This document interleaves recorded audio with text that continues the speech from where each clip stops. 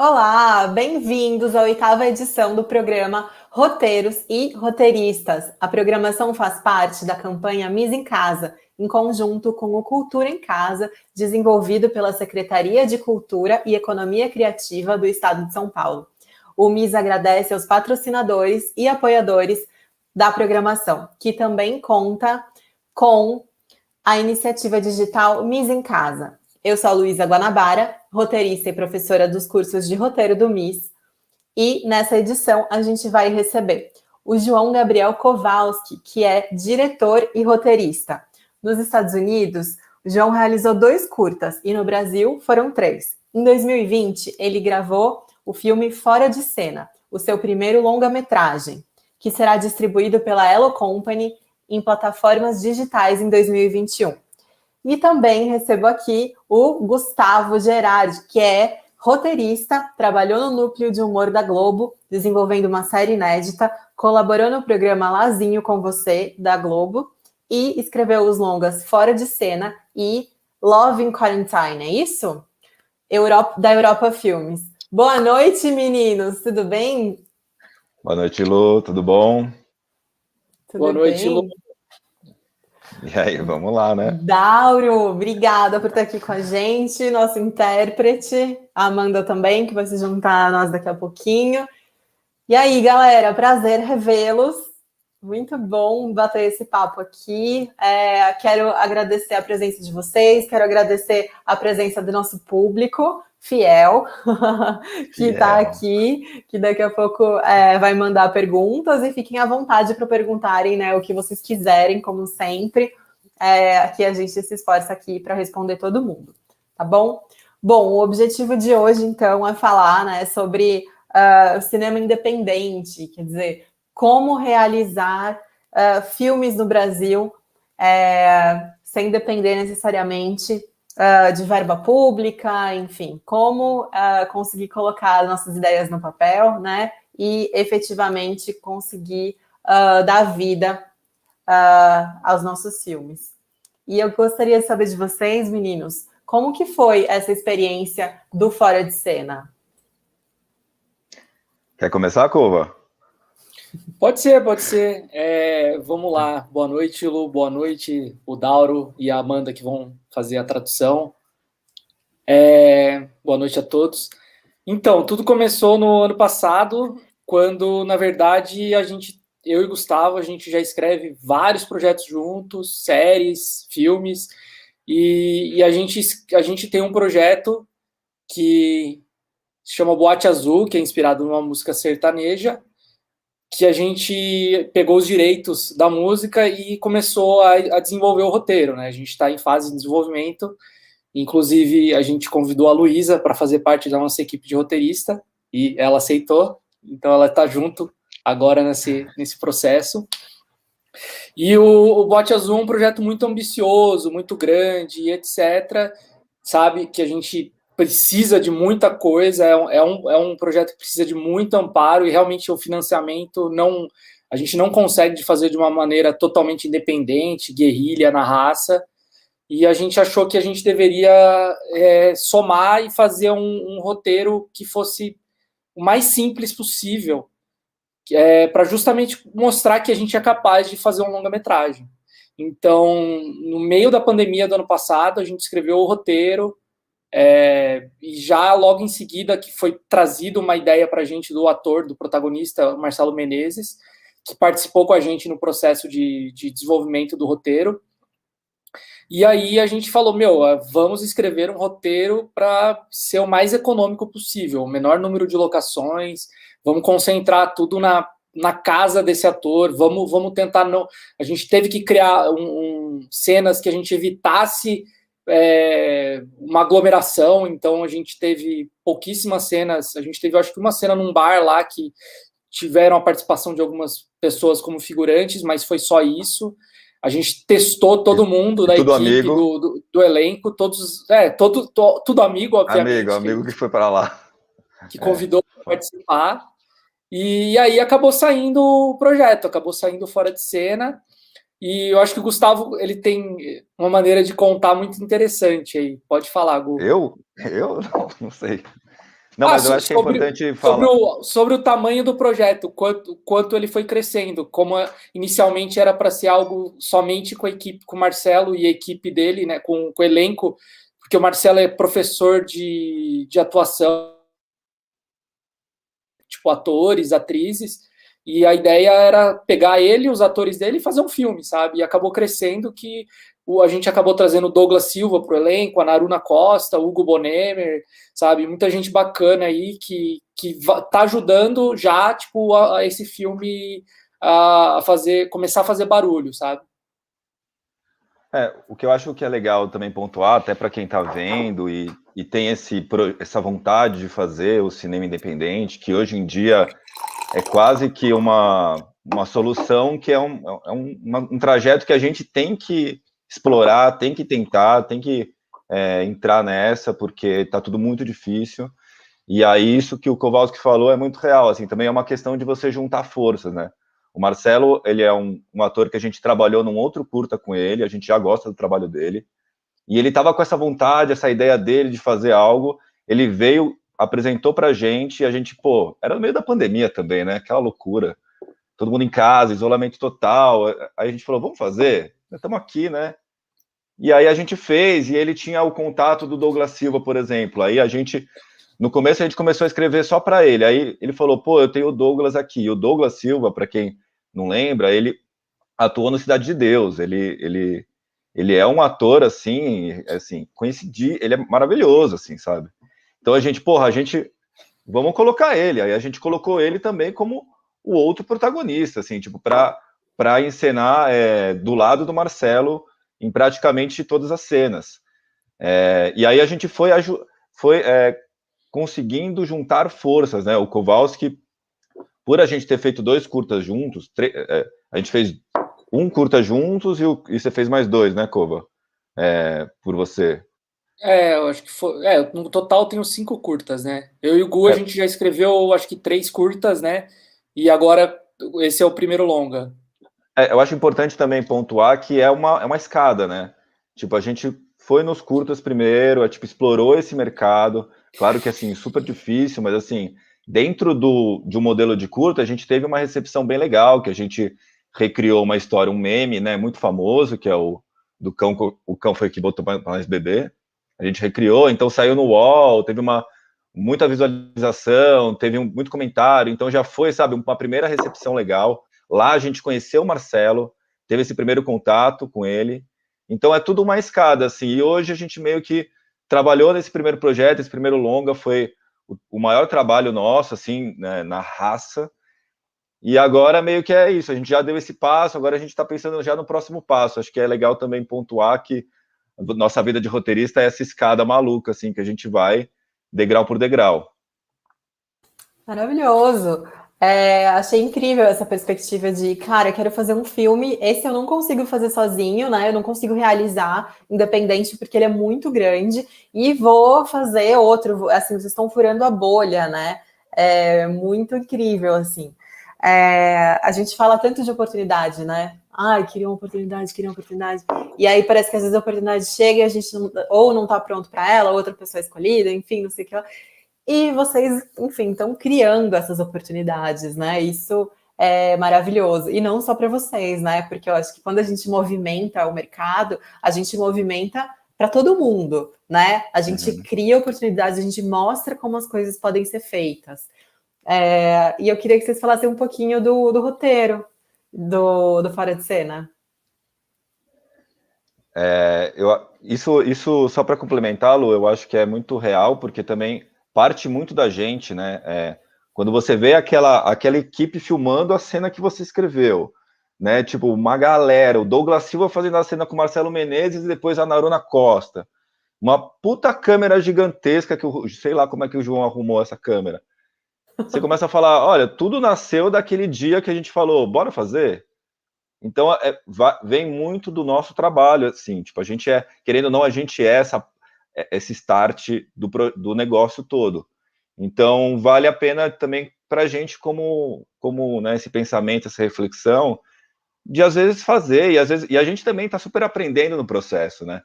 Tipo, a gente hoje olha para trás e mudaria zilhões de coisas, mas tudo bem, porque esse é o processo. E aí, falando do roteiro, o roteiro ele veio do Marcelo, e muito da experiência dele, né, que ele é um ator, tipo, ele é um puta ator, e aí, como vida de ator é tipo vida de roteirista, é altos e baixos, e aí era um ator que estava em conflito com ele mesmo, não estava conseguindo papel e tal, então a gente resolveu contar uma história de alguém que estava passando por conflitos internos. Então, até pegando como referência, tipo, Cisne Negro, o próprio Coringa, que mais? Donnie Darko, sabe? A gente começou a pegar esses filmes que flertam com esse personagem que está numa reflexão muito profunda, que está nesse momento de crise, e vivido na pele do Marcelo, que é um ator, e ele tinha muita propriedade dentro daquele ambiente de atuação. Então a gente colocou o cara em teste que ele ia muito bem e não conseguia o papel, sabe? Ele conseguindo um papel finalmente, tipo, isso sendo o grande trunfo da vida dele, sabe? Tipo, a gente também tinha toda uma relação que ele era um cara que praticava golpes para conseguir uma grana no dia a dia, então isso pra gente foi muito legal, assim, porque a gente sempre gostou desse tipo de dramédia, assim, sabe? Tipo, essa coisa que flerta com o crime e tal, então a gente foi colocando isso no personagem, sabe? Então, tipo, de uma forma bem, bem sutil, né? Uma coisa bem leve, assim. Sim. Que parte um pouco mais pro Better Call Saul, né? Que é aquele personagem que é a série, um spin-off do Breaking Bad, né? Que é o Saul Goodman, que ele era um golpista, né? Ele era o Sleepy Jimmy, e daí a gente trouxe muito disso. Então, as cenas que a gente tem, e a gente até sentiu um pouco de... Não digo nem falta, mas um gostinho de quero mais, sabe? Porque a gente fez só 2 cenas, a gente criou somente 2 cenas no roteiro de golpes, e muita gente falou, pô, queria ver mais disso aí, queria que o filme tivesse ido por esse caminho.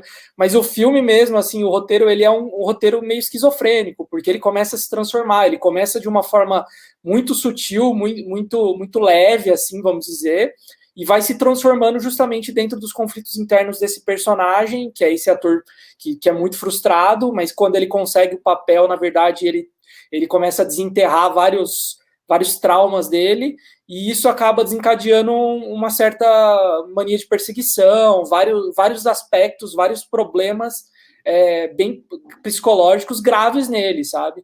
E o filme é isso, o roteiro é isso, a linguagem que a gente criou, que fora do roteiro, mas que vai para a fotografia do filme, é isso também. Então, tipo, e aquele negócio que o Gu falou, hoje em dia, a gente podia ter colocado uma mãozinha mais aqui nessa parte de golpe, esse personagem aqui a gente podia ter tirado e desenvolvido mais essas coisinhas, assim, que é super normal. Eu acho que a gente escreveu o roteiro muito rápido, foi um processo muito rápido, porque foi assim, na empolgação, vamos gravar, vamos agendar, porque é isso, a gente precisa de deadline. Eu como não só diretor, mas fui produtor do filme, as coisas funcionam melhor quando a gente tem um deadline.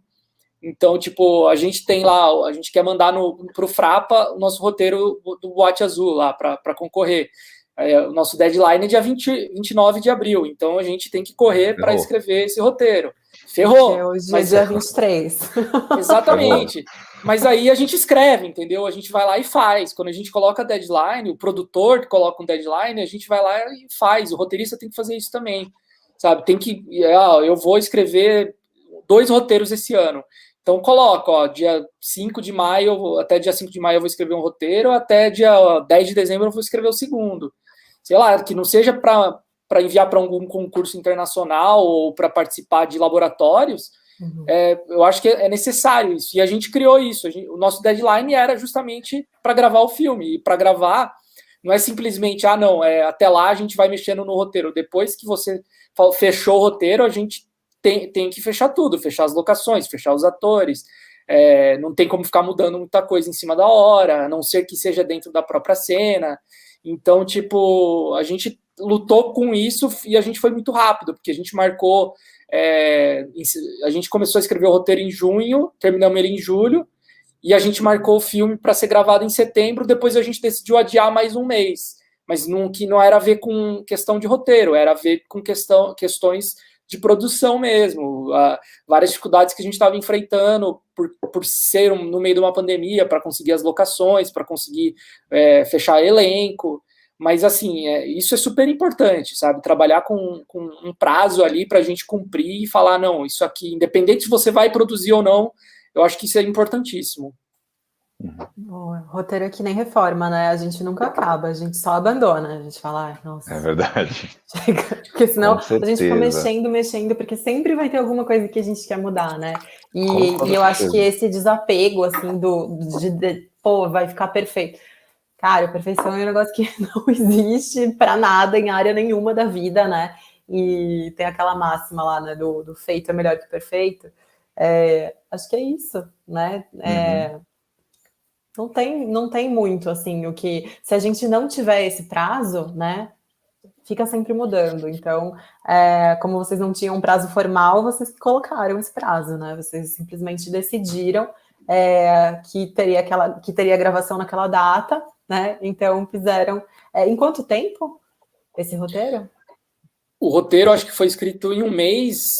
Alguma coisa, 5 semanas, né? E a produção foram, acho que 3 meses de produção, né? Sem contar a pós-produção, que acabou agora, né? Então foram mais 3, 4 meses de pós-produção. Então, e a gravação, quanto tempo foi mesmo, Covo? A gravação foram praticamente quase 3 semanas de gravação, mas deram 14 diárias, né? Que a gente sempre tinha que, a cada 5 diárias ou 6 diárias, a gente pausava um dia, né? Então, mas foi bem rápido, assim, tipo, eu nem vi passar, simplesmente foi um negócio que a gente tinha marcado para ser 15 diárias, no final a gente conseguiu fazer o filme em 14, sabe? Teve isso também.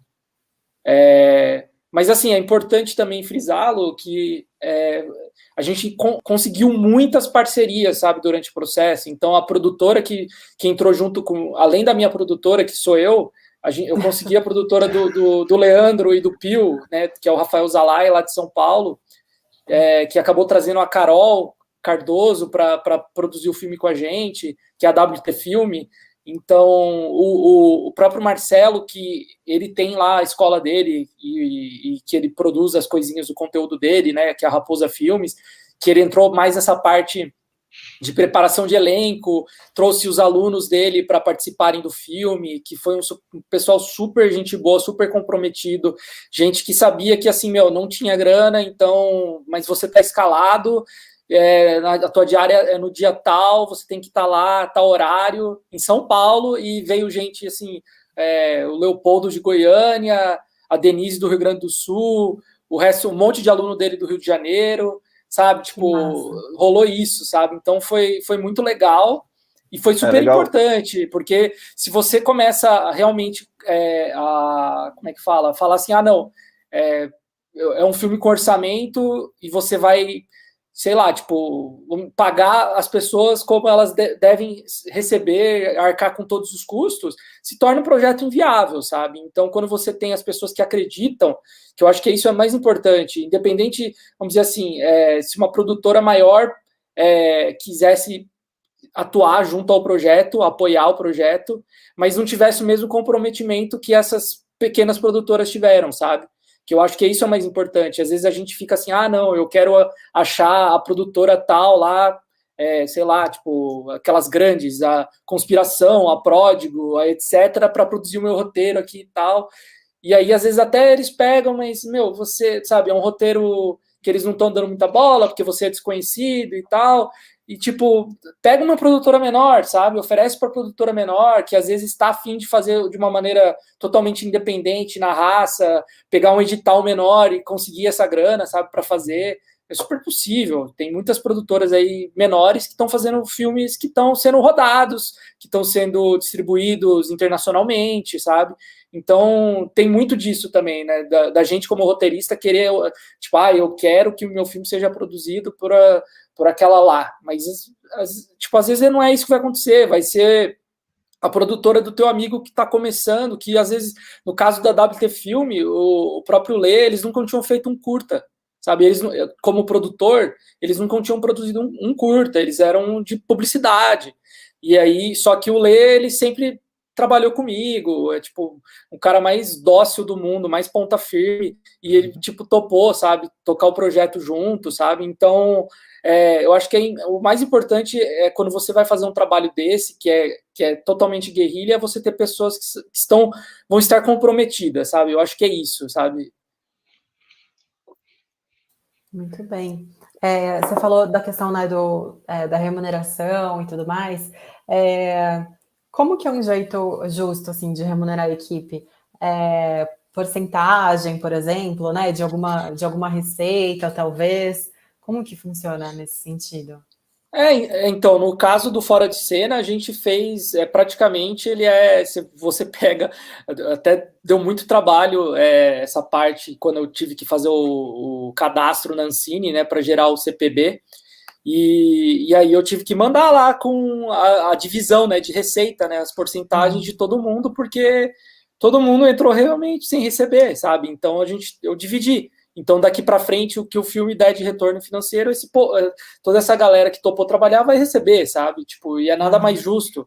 Porque pra gente, assim, pra mim, pro Gustavo, de certa forma, o filme acaba sendo um trampolim para outros trabalhos. Mas, às vezes, para outras pessoas, elas querem realmente ver o que acontece financeiramente. Mas também, para elas, é isso, entendeu? Tanto que, assim, foi o primeiro filme dos diretores de fotografia, o primeiro filme do diretor, primeiro longa assinado pela figurinista, primeiro longa assinado pelo diretor de arte, então isso foi super importante. São pessoas com experiência, que trabalharam em outros filmes. O Zé, que é o nosso diretor de arte, trabalhou no filme do José Aldo, trabalhou em séries de televisão do Netflix, sabe? E, tipo, a Nath, que é a nossa maquiadora, caracterizadora do filme, também trabalhou no Bacurau, só que ela assinou o longa, ela entrou como a principal, sabe? E isso, querendo ou não, é importante para todo mundo, porque se o filme agora, que a nossa intenção é que faça carreira em festivais e isso vai acontecer, vai acabar sendo bom para todo mundo, porque daí já todo mundo sobe, né? Todo mundo sobe, que nem o Gustavo falou, uma escada, a gente sobe um novo nível, a gente já está preparado agora para fazer um longa que tem um orçamento mais robusto, sabe? As pessoas já passam a acreditar mais na gente. Perfeito. É o poder do trabalho feito, né? Assim, quando a gente tem um roteiro pronto e as pessoas... É um poder que as pessoas vão se aproximando, assim, né? E é isso, a gente reuniu uma equipe que era muito boa. Tipo, a galera era muito boa e a cada um era muito bom na sua área. E aí isso agregou demais para o projeto e essas pessoas, elas existem e elas querem muito trabalhar. E a galera abraça muito o cinema independente. Isso é muito legal, assim, tipo, todo mundo meio que ama... Porra, a gente que trabalha com isso, a gente ama fazer isso, né? Porque Exato. não teria tem que amar. Se não amar, Se não amar, adianta. não dura 2 Não meses. adianta. Não dura 2 meses. E a galera que fez com a gente, era no clima da paixão pelo cinema mesmo, né? E isso eu acho que acaba sendo muito forte, até mesmo para isso, de você entrar no risco, porque é um risco, né? Tipo assim, e óbvio, né? Tem gente que não consegue, que precisa fazer o trampo e ser remunerado, e é, porra, justíssimo. Mas tem gente que, assim, consegue esse risco e assim, pode ser que role, a gente espera muito que role um retorno e tal, mas não sei, né? Tipo, agora que a gente está entrando nessa nova etapa que é conseguir uma distribuidora, que também foi outra jornada, assim, do cinema independente, você conquistar uma distribuidora que queira pegar seu filme, e agora distribuir, agora passar em festivais, né, ver como é que vai ter essa recepção e depois distribuir. Então a gente vai fazendo e descobrindo, é muito louco. Perfeito. Esse primeiro crédito, ele é muito importante, né? Eu falo isso para os alunos, que ele é o mais difícil de conseguir, né? Mas depois que você tem, aí é natural, né, que você seja chamado para outros trabalhos, que as pessoas que já trabalharam com você te chamem para outros, né? Então, é isso. Quando você tem algo para mostrar, olha, eu já fiz isso, eu consigo fazer isso, né? Isso acaba sendo o seu melhor, isso acaba sendo seu cartão de visitas, né? Não tem jeito. Gente, e aí vocês falaram da distribuidora, né? Então, só para a gente entender, como que funciona esse processo? Vocês falaram individualmente com cada distribuidora, ou existe tipo uma rodada de negócios, assim, que nem tem no roteiro, né? Existe isso para filme que já foi realizado? Como que funciona? É meio isso, assim, é tipo você agora com um produto em mãos, e nem completo, né, porque o filme, antes dele ser completamente finalizado, a gente já tá caçando distribuidora, e é outra jornada maluca, assim, para conseguir. O nosso caso, inclusive, foi até, a gente conseguiu a Elo, nem foi por a gente entrando em contato com eles direto e falando, olha, temos um longa aqui, foi um quiprocó dos acontecimentos, né? A gente conseguiu uma reunião com eles por outro projeto, por esse projeto da boate, que aí eles viram o projeto, eles falaram, legal, mas a gente não vai seguir com ele. E aí a gente falou, olha, e a gente sabia que a Elo era distribuidora também, né? No caso, esse contato primeiro foi como produtora. E a gente falou, olha, a gente tem um filme também que a gente está finalizando, vocês têm interesse? E no primeiro momento foi tipo, não, a gente não tem interesse não, obrigado, tipo, valeu. E aí ela falou, só que aí eles falaram, quando tiver alguma coisa, manda pra gente, vamos ficar em contato e tal. E aí quando o Cova finalizou o primeiro teaser e a gente mandou, aí eles falaram, pô, gostamos, a gente quer marcar um papo. E aí veio toda a negociação e a conversa. Então as coisas vão também acontecendo muito assim, tipo, na tentativa e erro, né? Mas fora ela, a gente tentou com outras distribuidoras, né, Cova? A gente foi a gente, na no e-mail e tal. Por conta da pandemia e tudo mais, que tá todo mundo tá remoto, principalmente as distribuidoras, todas se concentram, a maioria se concentra em São Paulo. Tem uma em Curitiba, né, que é Olhar, algumas no Rio de Janeiro, mas a maioria está em São Paulo. E aí a gente até queria, quando a gente estava nas gravações do filme, a gente queria marcar a entrevista ali mesmo, aproveitar o Douglas, porque o Douglas ele tem participação no filme, então ele é um sócio do filme. Então, aproveitar que o Douglas estava junto, levar ele para a reunião para a gente falar, aqui, o Douglas, a gente está fazendo um filme assim, assado, vai ficar muito bom, e é isso, né? É o que a gente acredita, né? A gente sempre tem que acreditar nisso. E aí a gente mandou para várias distribuidoras, e a Elo a gente teve uma ponte melhor, porque a gente já tinha apresentado um outro projeto para eles. Então, acabou acontecendo, sabe? Tipo, eles viram que a gente tinha um projeto interessante, quando eles viram o nosso projeto,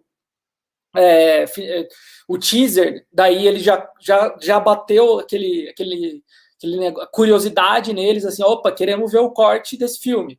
E aí eu mandei um corte cru mesmo, sem tratamento de som, com a cor lá que o Leandro fez, assim, tipo, bem rápido, sabe, express, só pra gente mandar para eles, para não ficar um negócio tão mal feito. E aí eles gostaram, eles falaram, a gente gostou muito do filme e a gente vai querer distribuir. Eles entenderam que o orçamento não cabe a distribuição para salas de cinema, porque seria tipo realmente um investimento a mais, e a gente acredita que por todo o momento que a gente está vivendo, e por se tratar de um filme de baixo orçamento, realmente, sabe, não tem por que a gente falar, não, eu faço questão que esse filme seja exibido em meia dúzia aí de salas de cinema e a gente só, vamos dizer assim, perca dinheiro, sabe? Só para se dar o luxo de fazer isso. Então a gente achou muito melhor que o filme vá ser distribuído diretamente nas plataformas, sabe? Vá para o VOD, depois vá para algum canal de televisão, para o Canal Brasil, seja lá qual canal que vai pegar, mas, tipo, essa é a nossa ideia. Então, a partir de agora, é justamente botar fé nos festivais que vão selecionar o filme e que isso vai também fazer um trampolim para o filme ser distribuído lá fora, internacionalmente, porque tem isso também, né? A gente conseguiu aqui no Brasil, agora tem lá fora. E aí lá fora existe assim, tanto a possibilidade de a gente participar de um festival importante e pegar um distribuidor mundial, alguém que faça as vendas mundialmente, ou alguém que vai fazer num país, daí no outro festival em outro país. E aí vai pipocando, né? Tipo, a gente vai fazendo a venda em vários países assim, e o filme vai ser visto, sabe? Eu acho que isso é o mais importante. Que massa! Você falou de pandemia, né? E aí ficou me perguntando, a pandemia, ela encarece muito esse custo do filme, porque tem uma série de protocolos, né, que a gente deve seguir, assim, no sentido de testar toda a equipe, não sei, talvez ter um isolamento, tudo tem que ser individualizado, né? Tipo, refeição, água, enfim, não sei. Tem uma série de questões aí, né? E de protocolos que devem ser seguidos. Isso impactou muito o orçamento de vocês? Ah, com certeza, com certeza. Até tem, assim, eu acho que eu não quero gravar mais um filme durante a pandemia. Agora eu quero realmente esperar as coisas retomarem, porque foi assim, 5 a 10% do orçamento do filme foi gasto só nisso, sabe? Tipo, só em todos os protocolos, a alimentação mesmo, que a gente teve que fazer de outra forma, não podia fazer simplesmente o catering onde todo mundo colocasse a mão lá para pegar comida, sabe? Tipo, tinha que ser lá, a Carol ficou produzindo sanduíchezinho, embalando em plásticozinho e, sabe, tipo, deixando lá, e a pessoa tinha que pegar aquele sanduíchezinho e comer lá no canto, sabe? Então, tipo, foi arriscado, mesmo assim foi arriscado, super arriscado o que a gente fez, porque a gente estava no momento ali quando a curva estava descendo, né, e a gente falou, não, agora parece que o negócio vai acabar, porque daí vai entrar vacinação e tal, e de repente, 3 meses depois, deu aquele boom de novo, dezembro, janeiro, as coisas voltaram a ficar ruins, e aí você vê que, nossa, foi super arriscado o que a gente fez, e eu jamais faria isso de novo. Acho que acabou acontecendo aquele negócio que o Gustavo falou, a gente fez, agora não tem, tá lá, tá pronto, mas eu acho que não é a pandemia, tipo, tanto economicamente quanto para a saúde de todo mundo, não é um momento adequado para trabalhar com gravação, sabe? Eu sei que tem muita produção acontecendo agora no momento, não necessariamente cinema, mas de publicidade, e é isso, assim, as pessoas estão fazendo isso para sobreviver, né? Porque elas precisam trabalhar e etc, exato, né? Mas é bem complexo, assim, porque você precisa testar as pessoas, você precisa fazer, tipo, você gasta mais, com certeza. Máscara para todo mundo, né? Tipo, colocar toda tapetinho, álcool gel, então... A questão do transporte mesmo, a gente teve que se preocupar bastante com isso, então a gente não queria que pessoas da equipe estivessem pegando o metrô para ir lá até a gente, então a gente tinha a nossa van, a gente tinha Uber para certas pessoas, assim, tipo, para elenco principalmente, que a gente precisava, o motorista, né, dentro da nossa produção, a gente tinha o Tomás, que fazia muitas vezes essa função de, precisa buscar o Hugo, precisa buscar o Douglas, precisa buscar a Naruna, precisa buscar alguém específico da equipe que está em tal lugar, sabe? Então, tipo, aconteceram essas coisas que não aconteceriam normalmente, sabe? Se fosse um período normal, não, todo mundo chega aí de metrô, lugar é de fácil acesso, esse lugar que a gente está, tipo, a casa que a gente rodou era 3 quadras do metrô, então seria bem tranquilo para todo mundo ir, mas a gente sentiu que não, a gente precisava ter esse transporte dedicado às pessoas, porque se algum ali se contaminasse, tchau, era todo investimento ali ia embora, então a gente precisava se preocupar com isso, mas não só pela questão financeira, a responsabilidade, né, de você... então, mas pela responsabilidade mesmo, eu não gravaria novamente numa pandemia, sabe? É difícil, né? Porque assim, a gente tá mais de um ano nisso e a gente não sabe quando vai acabar, né? É muito complicado, né? Então, tudo bem que existem algumas iniciativas, né, que tentam ajudar, alguns fundos, né, gringos, né, que estão tentando ajudar aí o setor, mas é muito complicado mesmo. Mas a gente sabe de sets, inclusive, né, que tem contaminação, né, que 30% aí da equipe de TV acabou sendo contaminada, então é uma responsabilidade enorme mesmo. Né? Teve até um caso que aqui da cidade, eu moro em Maringá, né, aqui no Paraná, e teve um caso recente aqui de um filme de um amigo meu, do Eliton, que é produtor e roteirista, e eles iam gravar agora, no mês de março, e justamente agora eles tiveram que adiar as gravações. Só que eles adiaram por tempo indeterminado, porque eles já tinham investido em construção de cenário, em vários tipo, em passagens e etc., sabe, logística, que eles não vão ter esse dinheiro de volta. Então, eles estão vendo como que eles vão recorrer para conseguir retomar as gravações desse filme. Então, tipo, é muito complexo, sabe? Então, é arriscadíssimo, né? E, tipo, você fazer isso no meio de uma pandemia, porque pode acontecer isso. Uhum. Vamos responder pergunta? Galera quer saber aqui. Ana Paula, quando consideram um roteiro pronto para ser entregue? Ixi. Eu gostei dessa pergunta. Entregue parece tipo uma oferenda, assim, né? Massa, tipo. Né? Vai. Tipo, feito com tanto carinho, aí você coloca o roteiro para o mundo, assim. Vai. Seja abençoado e vai. Eu acho que é muito a questão que a gente falou do prazo, sabia? Porque é também aquilo dele nunca tá pronto. Roteiro pronto não existe, assim. O roteiro, claro, assim, sei lá, se a gente for colocar, talvez ele tá pronto para ser entregue quando ele tá formatadinho direito, na numeração certa, né? Com revisado, interno e externo, tudo certinho, padronizado, para a gente não matar a produção na loucura. Os personagens lá. Mas ele não. A gente sempre vai querer. Como a gente se transforma, né? A gente. Amanhã eu sou diferente do que eu sou hoje, então eu vou querer mudar alguma coisa. Às vezes eu revisito alguns roteiros meus antigamente e eu falo, meu Deus, o que é isso? Né? Tipo, hoje eu nunca mais falaria isso, né? E aí, total. Então eu acho que ele é muito difícil ter um roteiro pronto. Por isso que eu acho que é importante a gente também uma hora desapegar, sabe?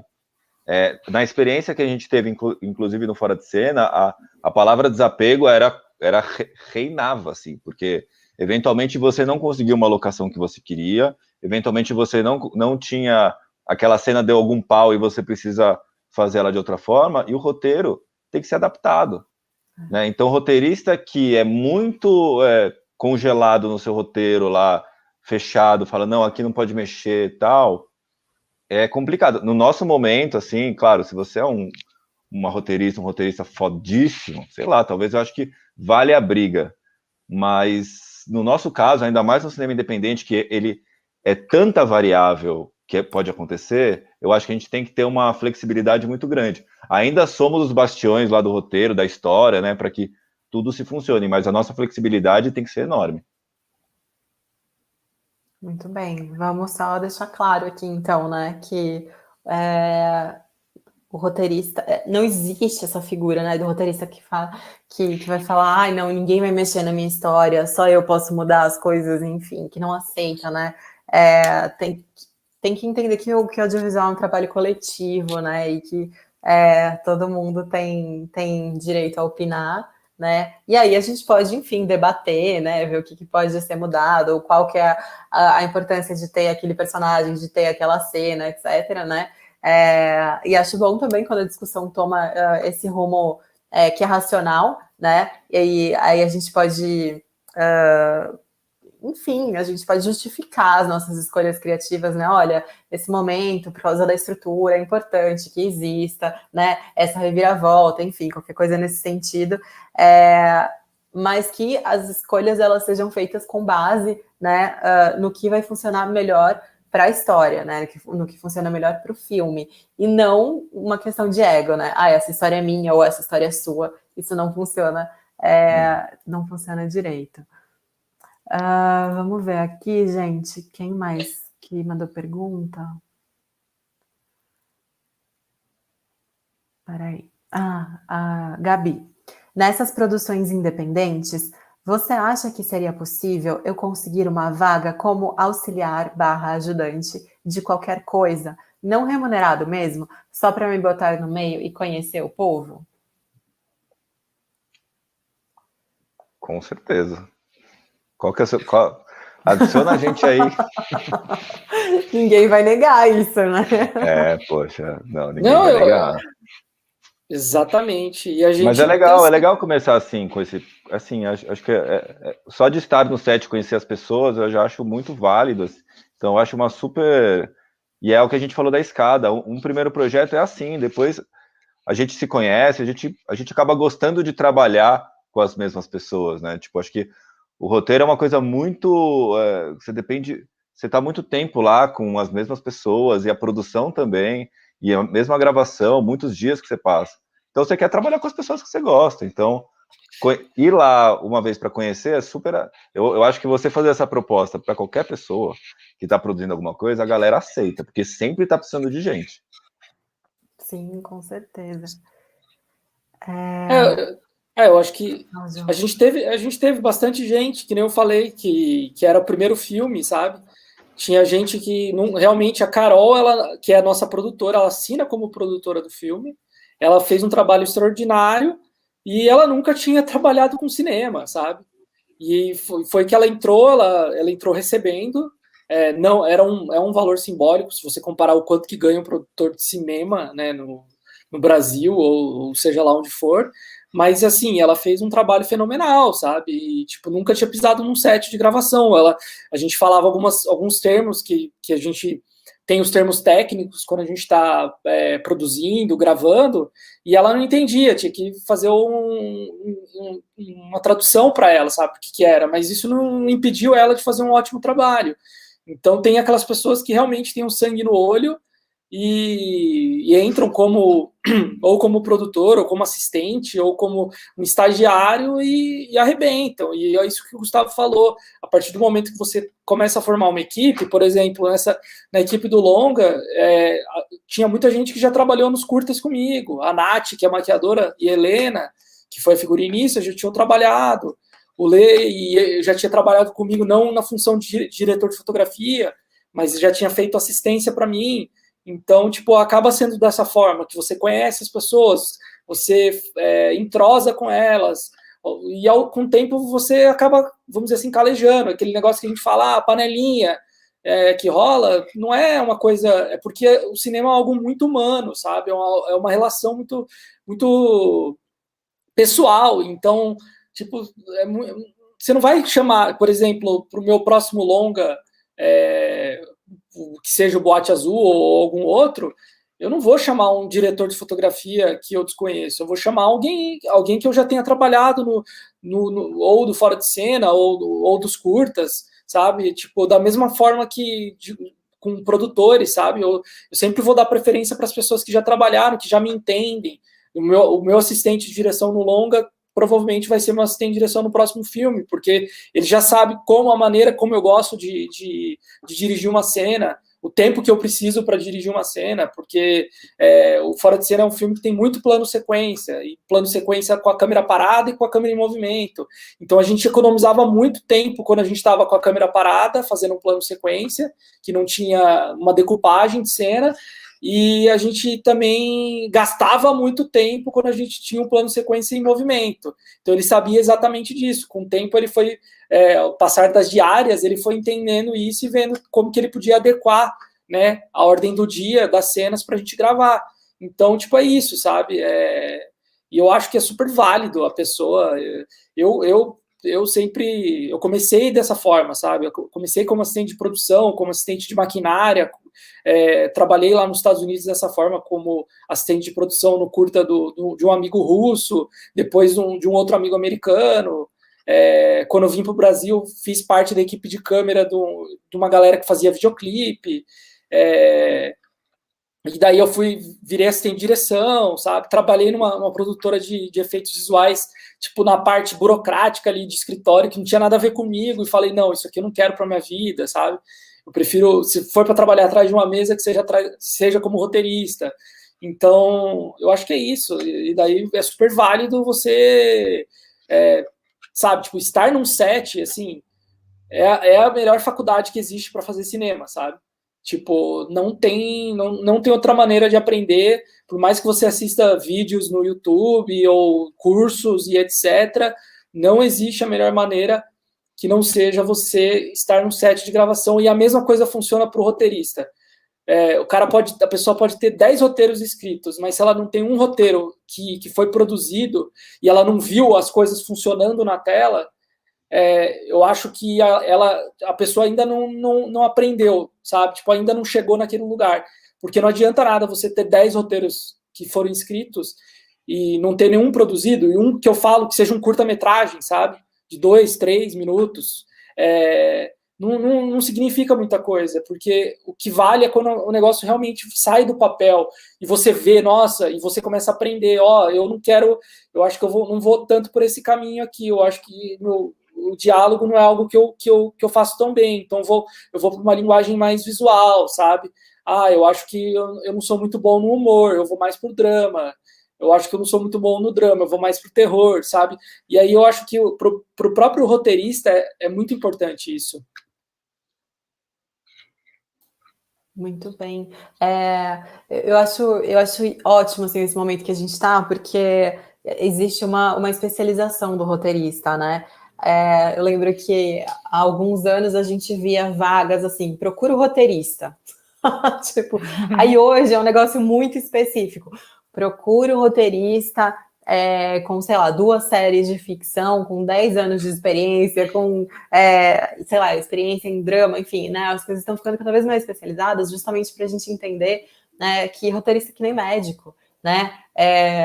Não tem médico que cuida de tudo que é parte do corpo. Roteirista é a mesma coisa, gente. Vai ter alguém que super vai manjar de estrutura, vai ter alguém, né, que vai ser ótimo em diálogo, né? E é por isso que também, né, funciona muito essa ideia da colaboração, né? De sala de roteiro, de escrever em dupla, escrever em trio.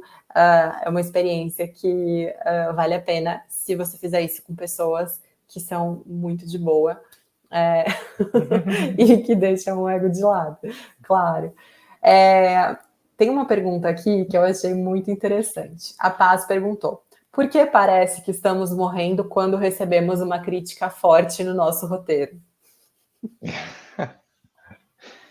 Eu acho que é porque porque quase que a pessoa está criticando a gente, né? Tipo, a gente coloca a nossa alma, assim, toda a nossa energia naquilo, é uma coisa muito pessoal, né? Que nem o Kovo falou. Então, acho que quando a pessoa critica, a chance de levar para o pessoal é imensa. Mas é muito. Acho que a gente tem que trabalhar isso na gente, sabe? Tipo, eu tô até escrevendo agora uma websérie com o diretor, a gente finalizou o roteiro hoje. E ele veio com várias alterações, tipo assim, várias assim, tipo, pequenas, coisas que ele pensava, tal. E é um exercício de desapego, né? Tipo, sei lá, e você meio que entender que o projeto é colaborativo e tem que agradar todo mundo. E assim, acho que é muito raro ser pessoal, né? A gente leva pro pessoal, a gente logo pega pro pessoal, mas é muito raro ser pessoal. O produtor tá pensando que não vai conseguir fazer aquela externa, então melhor colocar aquela interna, que é mais fácil, então vamos trocar essa cena. Tá pensando que o personagem, o diretor tá achando que, sei lá, a atriz às vezes não vai chegar nessa emoção, então é melhor a gente tentar trabalhar por um outro jeito.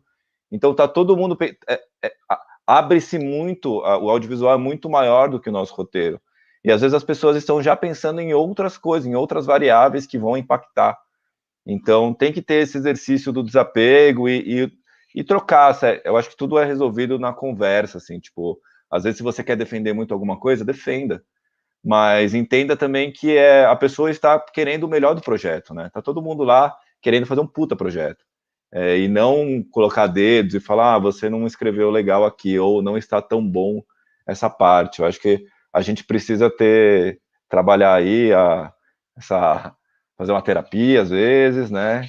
Tipo, para a gente conseguir aprender a sempre desapegar, sempre encarar aquilo como um feedback profissional. Eu acho que também é importante a gente mostrar para as pessoas certas, sabe? A pessoa que você acredita que realmente vai te falar a verdade e vai te apontar, vamos dizer assim, as falhas do que pode melhorar, sabe? Tipo, no Fora de Cena, a gente não teve tempo disso, sabe? A gente foi muito rápido, porque a gente sabia que se a gente fosse fazer isso, a gente não ia acabar o roteiro, porque a gente ia ter que voltar atrás e reescrever coisas que realmente faltaram ser explicadas e etc, mas isso ia tomar muito do nosso tempo e a gente nunca ia terminar o roteiro a tempo da gente conseguir gravar na data que a gente estava propondo. Mas, por exemplo, o próprio roteiro da Boate Azul, que eu e o Gustavo, a gente já finalizou uma versão no ano passado, eu mostrei para algumas pessoas, a gente teve um feedback positivo de algumas e feedback negativo de outras, e aí eu decidi mostrar para o Thiago, que foi meu assistente de direção, ele é meu assistente de direção, e o Thiago desmembrou o roteiro, assim, e apontou todas as falhas e buracos e etc., que eu e o Gustavo a gente não estava conseguindo enxergar, que estava ali na nossa frente, a um palmo de distância, e em vez de doer, a gente falou, não, vamos reescrever esse roteiro, vamos fazer um roteiro melhor.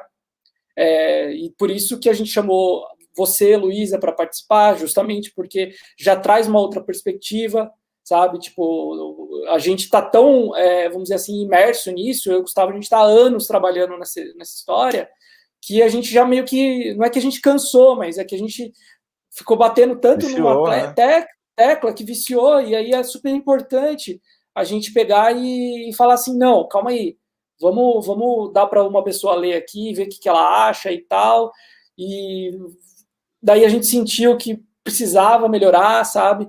Então eu acho que é isso também, mostrar para as pessoas certas, eu acho que é o mais importante. Muito bem. Aliás, quero mandar um beijo para o Thiago, que está aqui assistindo a gente, se manifestou aqui no chat. Nem te conheço, Thiago, mas já te considero parceiro. Bom, muito bem, galera. Ó, deixa eu ver aqui. A Gabi quer saber da trajetória de vocês como roteiristas, no que vocês se formaram, primeiros trabalhos, se fizeram alguma especialização. Bom, eu comecei... Eu trabalhava nunca trabalhei como roteirista até 2016, eu só lia muito, gostava muito. Em 2016 eu participei do Globolab, eu fui um dos selecionados do Globolab, foi um concurso de websérie da Globo, e lá eles selecionaram 20 projetos de um grande edital, digamos assim, e aí lá eu cheguei até a final. E por chegar até a final, acabei conhecendo umas pessoas de lá, e 2 anos depois veio um convite para trabalhar na Globo. E aí, além disso, também tive uma série aprovada no Prodave, né? Porque aí você meio que vai movimentando suas coisas, vai fazendo coisa, conhecendo gente.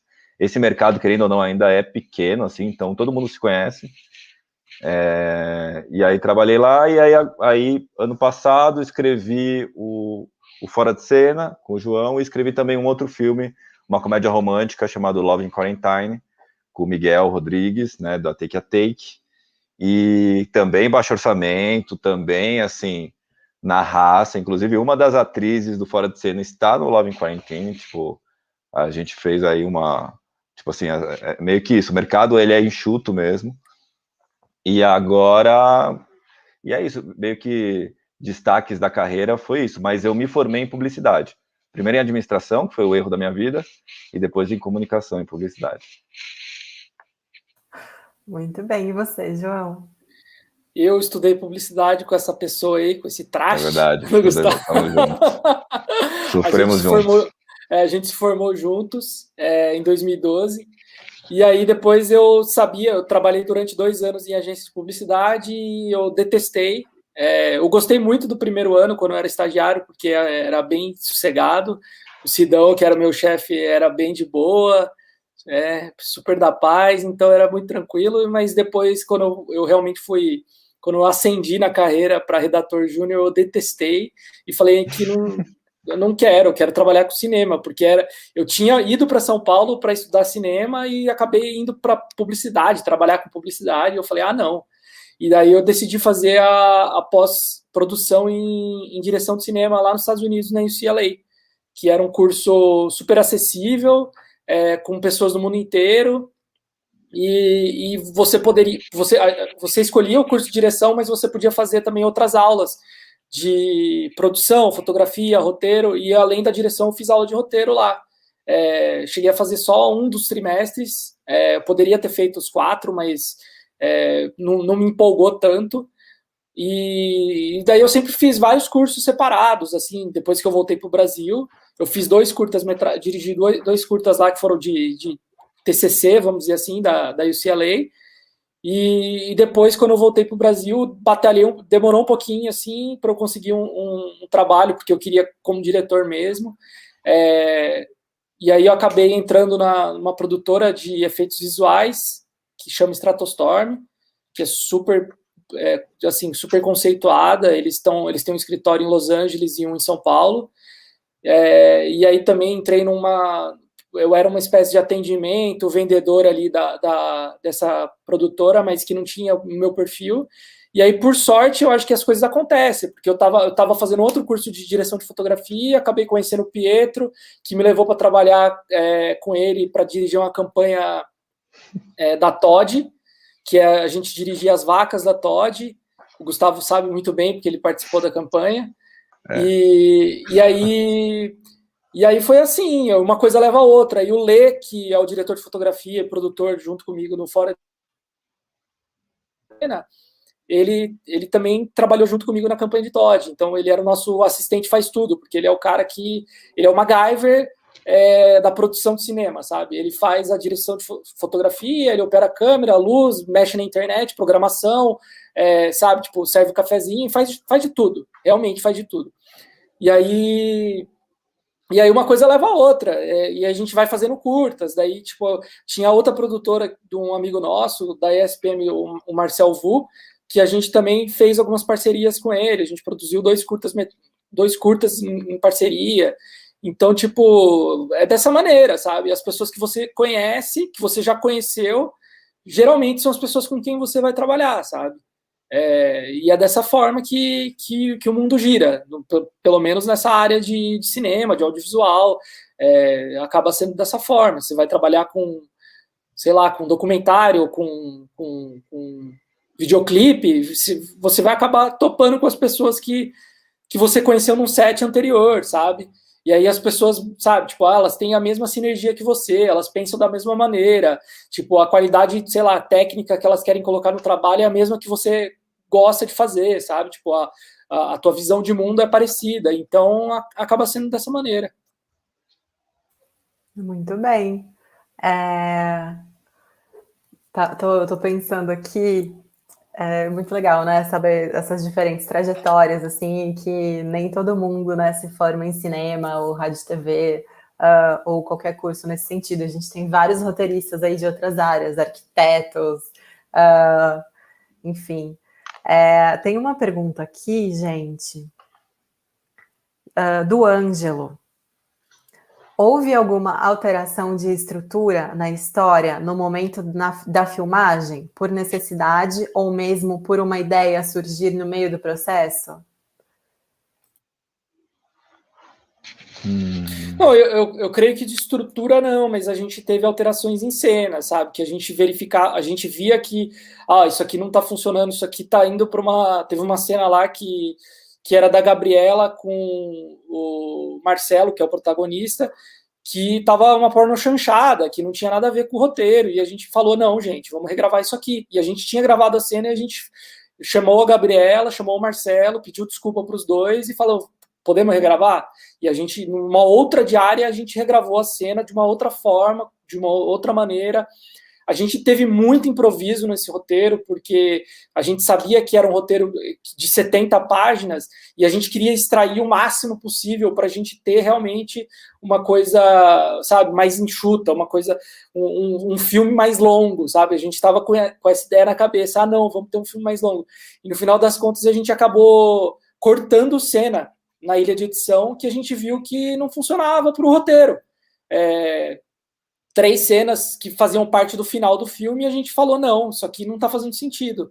Vamos cortar isso e vamos finalizar o filme nessa cena aqui, que é o clímax do filme. E o filme que no primeiro corte, que tinha 105 minutos, acabou com 79 minutos, sabe? A gente cortou muito, acho que foram 20, 25, 26 minutos aí de corte, sabe? Então, e é algo que tem a ver com o roteiro mesmo, porque a gente viu que, não, a cena não está funcionando de forma estrutural. Então, vamos limpar isso, vamos pegar essas cenas aqui e desapegar total. E eram cenas que, assim, uma delas foi gravada num hospital, que a gente conseguiu um andar inteiro de um hospital, só pra gente gravar. Puta trampo. Tipo, maravilhoso, a locação espetacular para quem está fazendo cinema independente. E a gente falou, não, isso aqui não está funcionando, e é isso aí. Demorou, foi um processo, assim, de mostrar para as pessoas, e de eu, como diretor aqui, pegar e falar assim, não, isso aqui tem que cair. E aquele negócio que dói na alma No bolso. De direção nem tanto, mas como produtor executivo, que a gente investiu dinheiro naquela cena, você fala, putz, meu, será que eu tiro mesmo? E daí acaba tirando porque a outra cena está funcionando melhor para finalizar o filme. E foi isso que aconteceu. Muito bom. Tem uma pergunta aqui do Thiago que eu vou fazer, que eu achei engraçado. Dá para viver de roteiro no Brasil? Ixi, Maria. KKK crying, né? KKK cry. Se dá, eu não sei, acho que... Cara, assim, é que é altos e baixos, né? Tipo, por exemplo, eu consegui esse trabalho na Globo durante quase 2 anos. Era um projeto de, sim, 3 meses, e aí depois acabou se estendendo, e era escrevendo uma série, então, tipo... E dava para viver super bem, porque a Globo, ela reconhece muito autor e roteirista, né? As grandes empresas, assim, né? A Record também, eu sei que eles têm um salário bom, assim, a Netflix mesmo, então paga-se bem para roteirista, que é difícil para caceta você conseguir, né? Ainda mais a gente juntou pandemia com um governo que não apoia a cultura, então a gente joga no modo hard todos os dias, né? A gente tem jogado no modo hard. Se a gente tivesse, e a gente estava vendo um movimento muito bacana de mais produções, né, do interesse internacional no mercado brasileiro, né, produções nacionais ganhando festivais, a Netflix mesmo, que é, querendo ou não, uma grande porta aí, investindo em séries nacionais, um puto orgulho, sabe? Então eu acho que vai dar para viver. Por enquanto ainda é difícil, é possível, mas é difícil, sabe? Porque a gente ainda é tudo muito instável. E aí, por ser instável, a gente às vezes acaba não conseguindo um contrato que a gente queria, a gente acaba preferindo ganhar um pouco menos para conseguir trabalhar. Por isso que tem que ir pela paixão mesmo.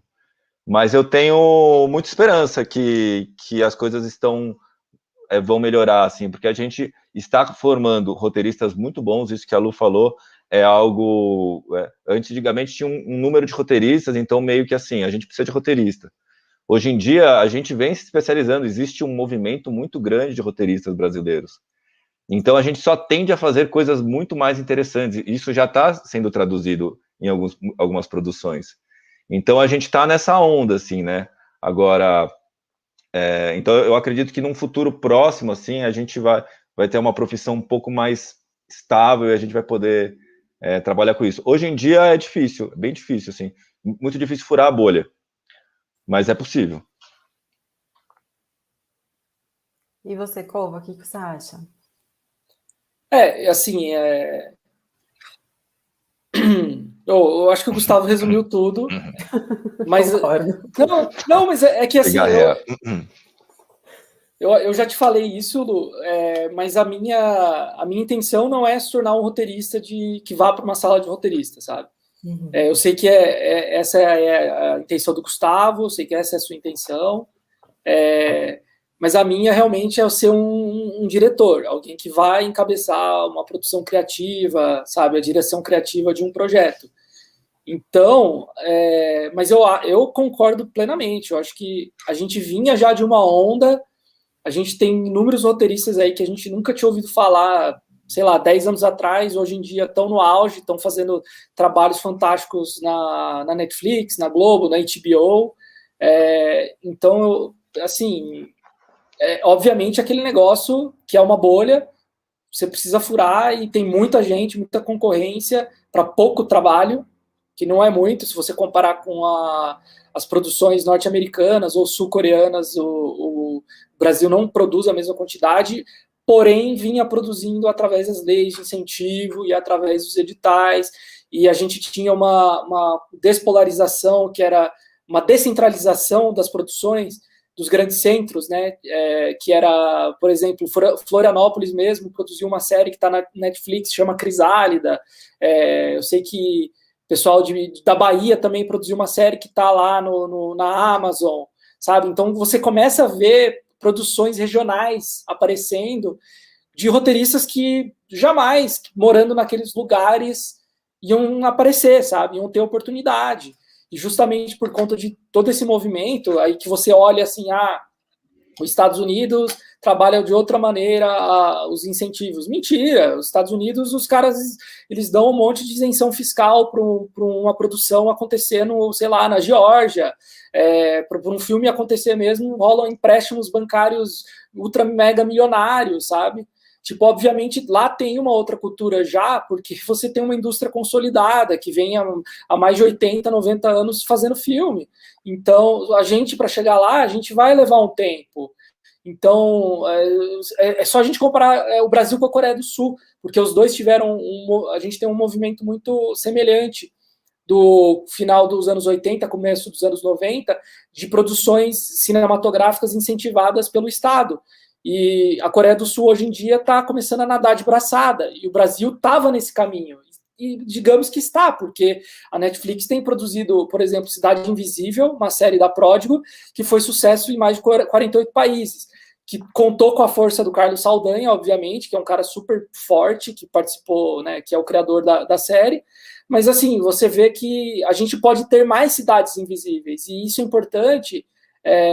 Por isso que as leis de incentivo são importantes, porque elas revelam os roteiristas que participaram de um Cidade Invisível, e isso vira uma indústria, e a máquina começa a girar, e é isso, sabe? Eu acho que, tipo, falta um pouco de apreço, tipo, eu não digo dos roteiristas, mas eu digo do público mesmo, que realmente assiste produto nacional, que assiste essas séries, assiste filme brasileiro, que seja a comédia pastelão lá do Paulo Cursino, ou que seja também um Bacurau da vida do Kleber Mendonça, filme cabeção, que tipo, nem é tão cabeção assim, né? Tem filmes muito mais cabeções no cinema nacional, mas todos esses filmes são importantes, porque dali acaba saindo o novo Carlos Saldanha, que vai ser um cara que, tipo, ou vai para Hollywood ou ele vai dominar aqui a nossa indústria, entendeu? Eu acho que é isso. Eu vivo, né, de roteiro, acho que desde 2017 ou 2016. Eu era fotógrafa antes e tive uma produtora pequenininha. E, assim, acho possível, mas acho importante saber trabalhar com várias linguagens. Então, acho importante fazer TV, enfim, às vezes, se você me perguntar se é possível você viver de roteiro de cinema, aí já é um pouco mais difícil, né? Fazer só cinema, porque os contratos são longos, né? A remuneração, enfim, depende dessas entregas, que depende também da aprovação, que depende de uma grana que normalmente, quer dizer, que antes, né, vinha desse investimento público, então tem uma série de questões aí. Mas, assim, não acho que seja nenhum demérito para qualquer roteirista trabalhar com outras coisas que não sejam cinema, né? Eu brinco, assim, que até o Fernando Meirelles faz publicidade, então por que a gente não poderia fazer? Somos nós, né? Pois é. Então, diria algo nesse sentido, para vocês irem experimentando linguagens, né? E, enfim, gêneros e ver com o que vocês gostam mais de trabalhar também, né? Porque a gente não precisa se fechar numa coisa só, né? Cada área tem as suas vantagens, assim, fazer cinema é incrível, mas pode levar um bom tempo, né? Às vezes uma série pode ser um pouco mais rápida de realizar. Não sei, depende, né? Tem aqui uma pergunta.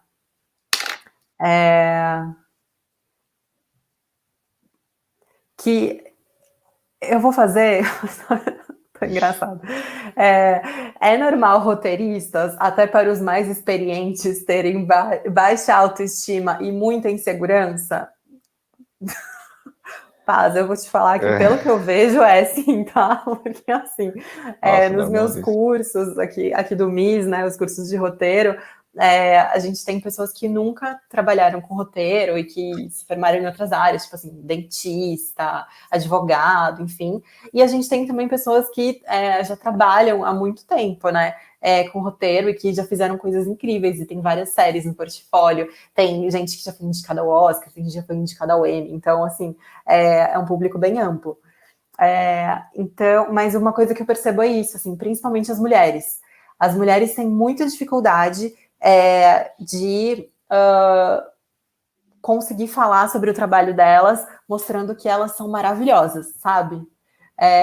E eu acho que esse é um lugar que a gente tem hoje, formando esses grupos, né? Assim, eu participo de um grupo de roteiristas mulheres, e a gente o tempo inteiro fica relembrando uma a outra. Cara, olha as coisas que você já fez, olha que incrível isso, entendeu?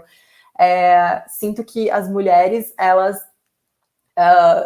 mulheres que estão numa fase muito legal da carreira, já fizeram muita coisa, falam como se elas não tivessem feito nada. Enquanto homens que nunca fizeram nada, falam como se eles fossem essas mulheres, entendeu? Então é algo muito cultural, né? Acho que é do patriarcado mesmo, que as mulheres se sintam assim. Mas a gente tem que fazer um movimento, a gente tem que entender, né, que... eu acho que faz parte até para a gente fortalecer o nosso processo criativo, para a gente conseguir se enxergar, né, para a gente conseguir até pleitear condições mais justas de trabalho, que a gente enxergue, cara, olha que incrível, entendeu? Olha as coisas que eu já fiz, né? Então, eu não sei, assim, o que os meninos acham disso, mas eu acho que esse autoconhecimento e esse fortalecimento é essencial para a gente, tá? Para a gente criar, para a gente enxergar valor no nosso projeto e para a gente acreditar nisso, porque ser roteirista é ser muito teimoso, né? É ser muito insistente e acreditar que o negócio vai dar certo. Não, e é isso, né? Quando você mostra o seu roteiro para alguém, parece que a pessoa tá te vendo pelado, assim, né? Tipo, você se desnuda ali, porque você bate muito com aquela outra pergunta, né? Sobre receber críticas. Então a gente tem você pode ter achado que tá muito legal, mas quando você manda para alguém, você sempre acha que a pessoa vai odiar. Não sei por quê, né? Porque a gente é assim, né? A gente tá meio que também se mostrando, meio que se abrindo um pouco, abrindo nossos sentimentos, nossas sensações. A gente tá colocando muito das nossas experiências pessoais também, porque roteirista, isso de você ter roteiristas que tem a experiência da vida é muito rico, né? Tipo, e bate super com o que a Lu falou também, né? De hoje em dia a gente ter essa diversidade e ser essencial para a gente conseguir ter um material rico do audiovisual, né? Tipo, é um movimento que ainda tem muito a andar, mas já está conseguindo mudar algumas coisas, assim, sabe? E eu acho mas eu acho que vale a pena a gente se jogar mesmo, assim, é um abismo que a gente se joga e venham as críticas e venham as mudanças, a gente tem que estar preparado e a gente tem que aprender também, porque a gente está sempre crescendo, né? Tipo, e é isso, tipo, mostrar. Eu acho que, assim, uma outra coisa rapidinho também é muito bom receber, quando a gente mostra roteiros, coisas suas para alguém que não fala nada muito ruim, também acho que é um problema, sabe? Se a pessoa só elogia, também acho que a gente, às vezes a pessoa tá meio que gosta de você ou não quer te magoar, tal. Eu acho que é importante a gente buscar a crítica, sabe? Tipo, ó, pode falar, sabe? Tipo, mete o pau, não tem problema, tal. Tipo, acho que a gente tem que ter um pouco também esse movimento para a pessoa se sentir à vontade e mandar o sincerão e aí você conseguir evoluir com aquilo.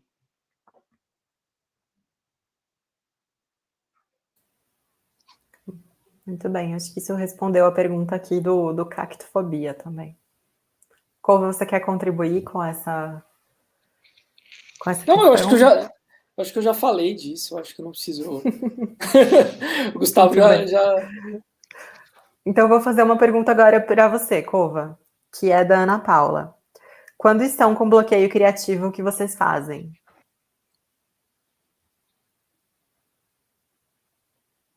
Eu simplesmente desligo, sabe? Eu acho que assim, bloqueio criativo é muito. A gente é meio romântico isso, né? Eu estou com bloqueio criativo, sabe? Porque, assim, se você não tá colocando o negócio, não tá conseguindo extrair aquilo, acho que simplesmente é hora de você falar, dar uma pausa, vai assistir um filme, uma série, sobre o que você tá escrevendo, às vezes, sabe, tipo, vá ver ou ler alguma outra coisa, porque daí nisso vai surgir, sabe? A ideia vai vir, o que você tá precisando, o que você tá buscando vai chegar, sabe? Eu acho que, tipo, a melhor maneira de resolver bloqueios criativos, né? Vamos dizer assim, essa palavra, esse rótulo romântico que tem, né, pro escritor, eu acho que é isso, sabe? Mas o que você acha, Gu? Qual que é a tua maneira?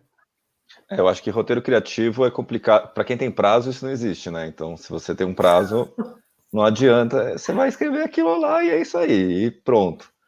Agora, eu acho que vale também você, se você tiver no bloqueio, além de ver referências, eu acho super legal, e tudo dentro do que você está fazendo, pelo menos para mim, super funciona, né? Tipo, se eu estou escrevendo algo teen, eu vou ver séries teen, e é isso aí, vou entrar nesse universo. Mas às vezes vale muito a pena, a gente sempre tenta escrever a coisa mais legal do mundo, a cena mais genial, e às vezes vale a pena você escrever a cena merda, sabe? Tira da frente, escreve ela, sabe? Tipo, você sabe que não é tão bom, mas você escreve ela, porque aí depois você volta, e é aquela máxima do escrever é reescrever, né? Aí você, se você troca alguma coisa aqui, você vai fazendo o trabalho aí, a engenharia desse roteiro, sabe? Joga coisa ruim. Uma cena merda pode virar uma cena genial só trocando uma ação do personagem ou tirando uma fala. Às vezes você escreveu toda uma cena só com diálogo e aí você fala, não, calma aí. Por que essa cena tá ruim? Daí você vai ver que é por causa do diálogo. Agora, se você tem a mesma cena, sei lá, o personagem entrando e saindo e ele resolve a cena dessa maneira, nossa, virou uma outra coisa, genial. E aí é por isso que eu falo assim, referência é tudo mesmo. E assistir de tudo, eu acho que é mais importante ainda. Tem muito produtor que tem preconceito com produtor, roteirista, diretor, principalmente aqui no Brasil, que tem preconceito com o cinema norte-americano, que tem preconceito com séries, filmes de super-herói, por exemplo. E, eu não vejo problema. Eu acho que tem que assistir de tudo. Desde o filme do Paulo Cursino até o filme cabeção sueco do Ingmar Bergman, sabe? Até, sei lá, o Close Out lá, Nomadland, entendeu? Que, tipo, é um filme cabeção que tá lá no Oscar, tá concorrendo ao melhor filme. E é isso, sabe? Eu acho que a importância da gente assistir de tudo, sabe? De assistir mesmo, até coisas ruins. Quando você vê coisa ruim, você aprende, porque você aprende que você não deve fazer daquele jeito. Eu acho que e você tem exatamente o senso crítico de saber, de entender por que aquilo é ruim, por que aquela série que está passando na TV ou aquela cena daquela novela que você está vendo é ruim. E você entender isso, você elaborar esse senso crítico. E você vê também um filme cabeção que às vezes você fala, nossa, nada a ver isso daí.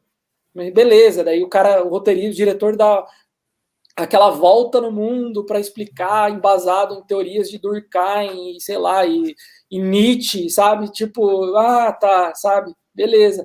Sendo que tem coisas realmente que são geniais no cinema europeu, no cinema asiático.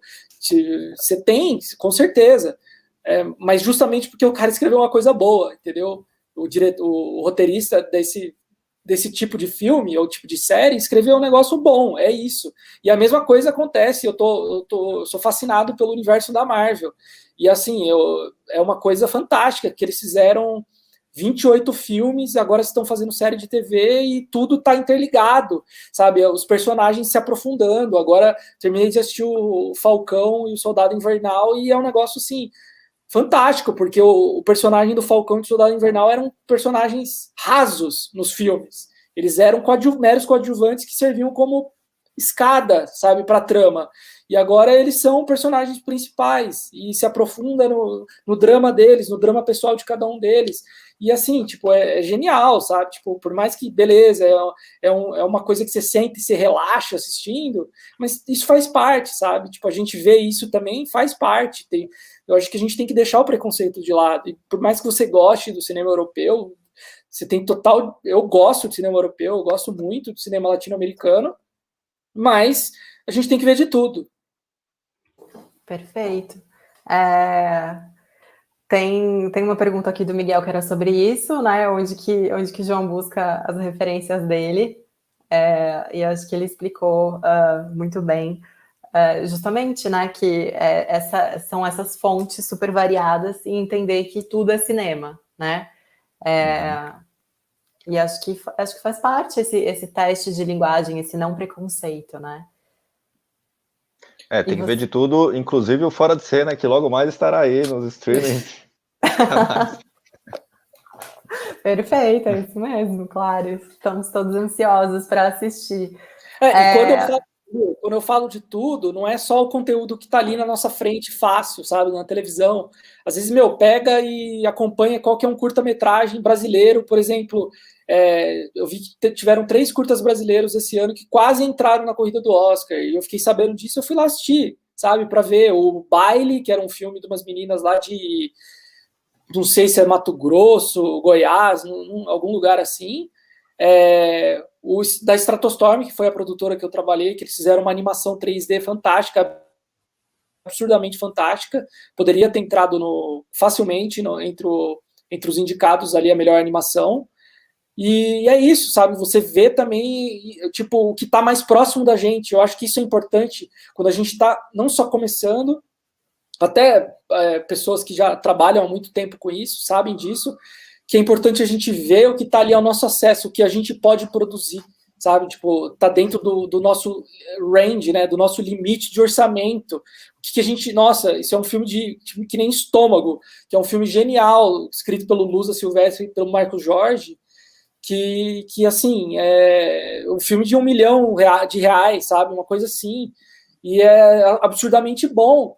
Então, e algo que você fala assim, nossa, se o cara conseguiu escrever isso daí, né, e eles conseguiram produzir com R$1 milhão, então eu também consigo fazer alguma coisa nesse nível. E é isso, entendeu? É entender que você tem esse limite. A gente tem não adianta você querer escrever também uma puta ficção científica, um filme de terror que demanda um monte de sangue e efeitos 3D, CGI, sabe, isso o produtor vai ficar louco quando lê o teu roteiro. Eu acho que a gente também tem que ter o pé no chão como roteiristas independentes de filmes de baixo orçamento e saber aonde a gente pode chegar. Tipo, vamos escrever com menos locação, sabe? Pra gente poder ter um ator melhor, sabe? Tipo, esse tipo de coisa. Inclusive, eu lembrei de uma curiosidade, quando a gente estava escrevendo Fora de Cena, a primeira versão, assim, que a gente estava considerando que o Marcelo ia gravar, assim, era tipo assim, nem ia ser uma produção nossa e tal. A gente passou por uma cena que ia ter sangue, e aí o Kovo falou, não pode ter sangue é muito caro. Tipo, então, e aí a gente trocou a cena para não ter sangue, porque assim, ia dar um puta trampo fazer um sangue aqui. E aí a gente se adaptou. No final a gente até conseguiu cenas com sangue ali, tipo, mas é isso, a gente passa por esse tipo de situação, cara. Tipo, é o baixo orçamento na veia total, assim, sabe? Tipo, porque tudo é grana, né? Tudo bem, para ser bem feito é grana. Então a gente não tá nem falando de explosões de helicóptero. A gente tá falando, às vezes, de sangue, de tipo, de 4 locações e para 2 locações. A gente tá falando disso. De uma boneca russa, né, Gu? Exato. Que no caso do nosso roteiro, a gente tinha uma boneca russa que tem uma cena que ela quebra e a gente precisou construir essas duas bonecas russas e a gente teve a chance de gravar só um take da boneca russa quebrando. E não ficou perfeito. Errado, fudeu.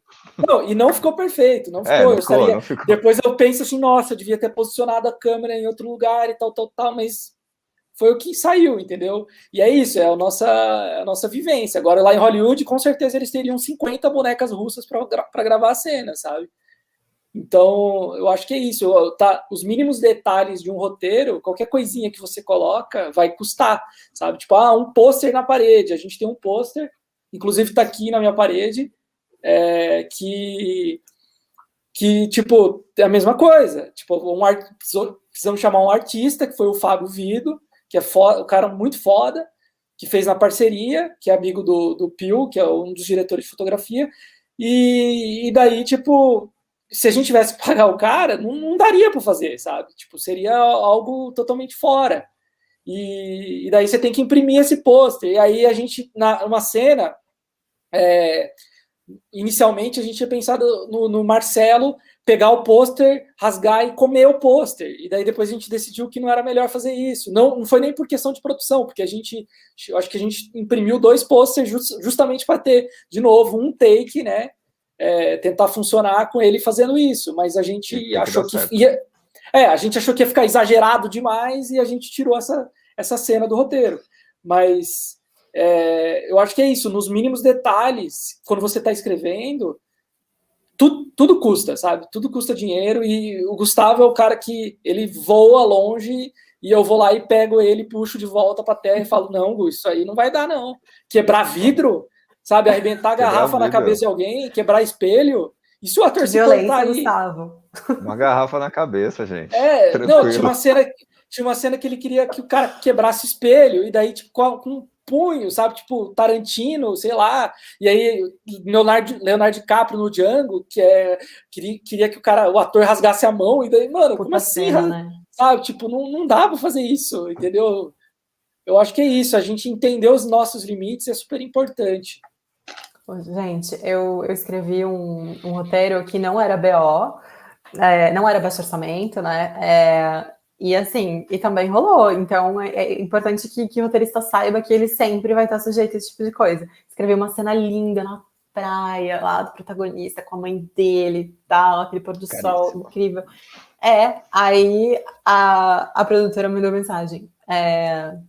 Essa cena cai. É muito caro levar a equipe inteira pra praia. Tipo, beleza. Mas aí, ô Lu, eu defendo você agora, porque como diretor, se tem uma cena dessa e a gente precisa de luz natural só para a cena acontecer, dá para dar um jeito e com uma equipe mega reduzida para gravar uma cena dessa, sabe? É super possível, é super viável, sabe? Pegar a equipe de câmera, ou seja, eu e mais 2, 3, e os atores e gravar essa cena. É super viável, sabe? Então, tipo, também tem essa, a gente tem que às vezes bater e brigar e dar a solução, sabe? Eu acho que é isso, dar a solução, falar, não, gente, é uma cena que dá para resolver de uma maneira super simples, vocês não precisam levar 20 pessoas para gravar essa cena. E tipo, o produtor sabe disso, mas às vezes ele quer só para, não, sabe, estragar a alegria do roteirista. O bom é que você é os dois, né, Cova? Então você pode falar dos dois lados. Ele fica ferrando ele mesmo, assim. É tipo o Seinfeld, né? Quando que o cara lá fica mudando de religião toda hora para poder falar mal das religiões, né? Sensacional. Tipo, agora eu sou católico, então agora eu posso fazer piada com o católico. Aí depois ele muda, porque ele muda de religião para poder falar mal da outra. É maravilhoso. Gente, tem aqui... a Glaucia falou, viva os roteiristas brasileiros. Uhul! Viva! Sextou! Sextou! Muito fofa. Obrigado, Glaucia. Deixa eu ver aqui. A Ana Paula quer saber. Vocês escrevem roteiro tomando por direção qual estrutura? Nossa última pergunta aqui. Olá, Gustavo! Olha, depende. A gente gosta muito do Blake Snyder, assim, a estrutura clássica mesmo dele.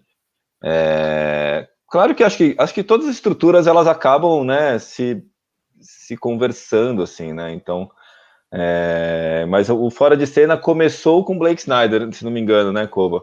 Depois a gente meio que foi fazendo numa loucura, assim, tipo, a gente meio que cagou, assim, e aí a gente foi fazendo no nosso fluxo. Mas começou por ela.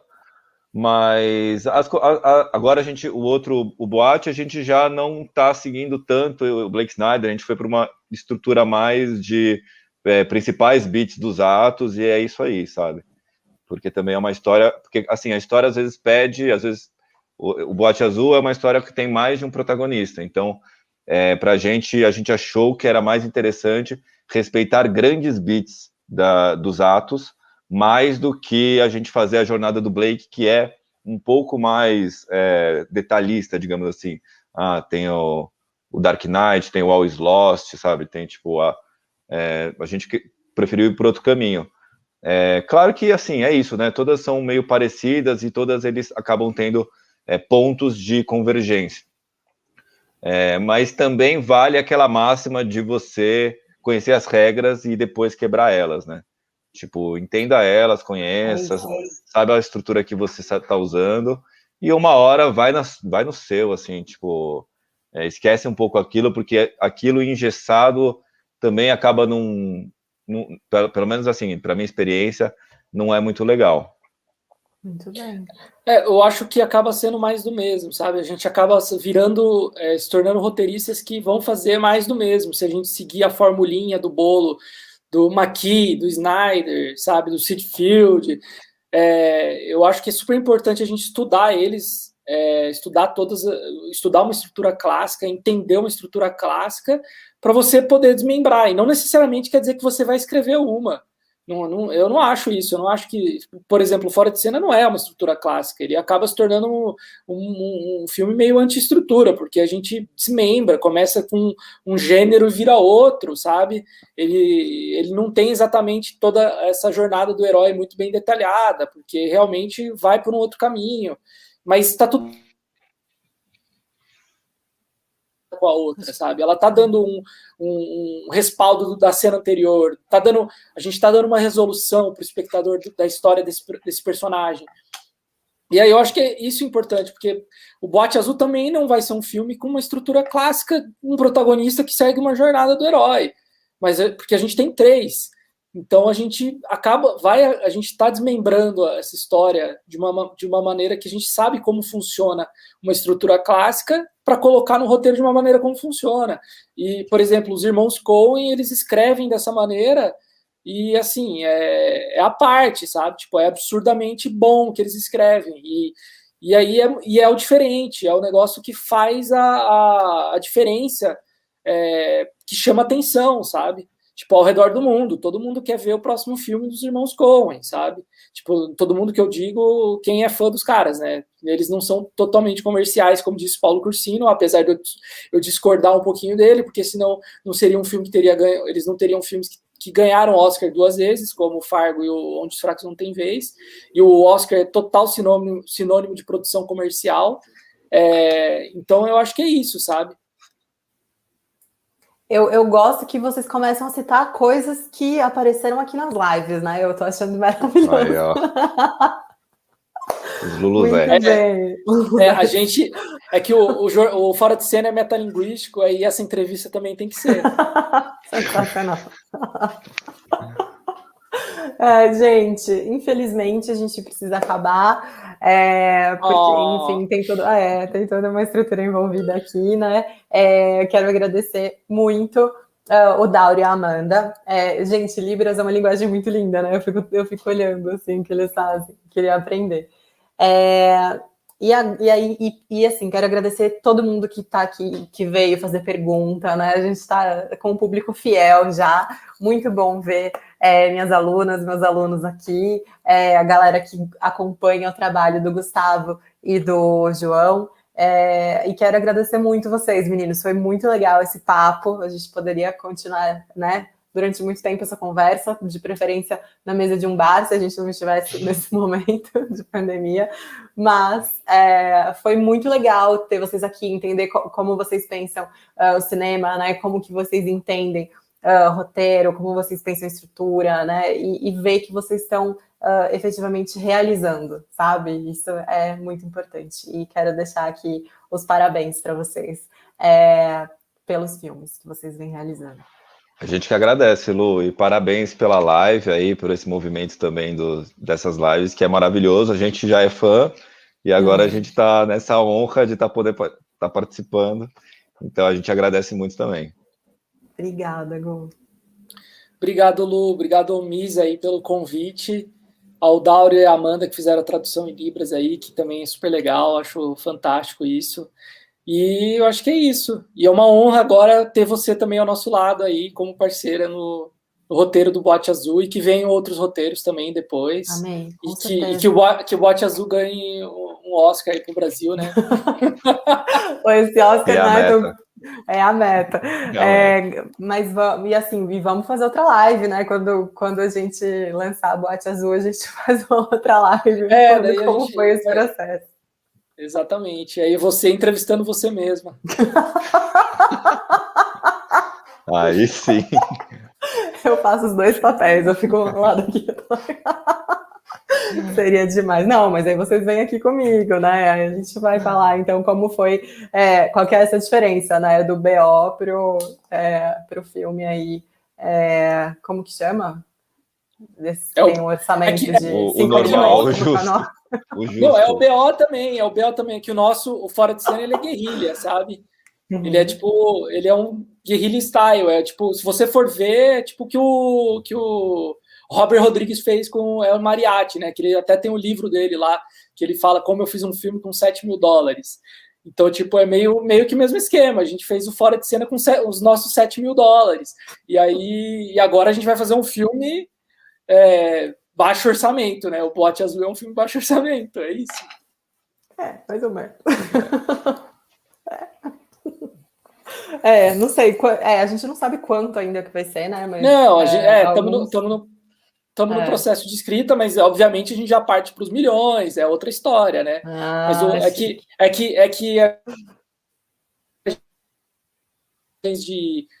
de sindicatos e Ancine, o que eles determinam, acho que até todo ano eles fazem uma correção, né? Mas eu acho que um baixo orçamento, acho que está 1,5 milhão, 1,8 milhão, alguma coisa assim. Então eu sempre coloco nisso. A gente vai fazer um filme de baixo orçamento, vai estar dentro disso, né? Que é o filme que está todo mundo recebendo ali certinho para trabalhar, sabe? Ninguém vai trabalhar por participação. Quer dizer, às vezes acaba acontecendo isso, porque quando a gente vai, por exemplo, querer trazer um ator muito foda, muito conhecido, dentro do nosso baixo orçamento, a gente vai ter que dar uma porcentagem para essa pessoa, sabe? É isso que vai acontecer. Sim, total. Muito bom. Gente, quero agradecer também o Júnior e o Lucas, que estão ajudando a gente aqui, né, fazendo o apoio, colocando os links, os comentários aqui. Obrigada, meninos. E é isso, gente. Obrigada a todo mundo que esteve aqui hoje. Espero que vocês tenham um ótimo final de semana.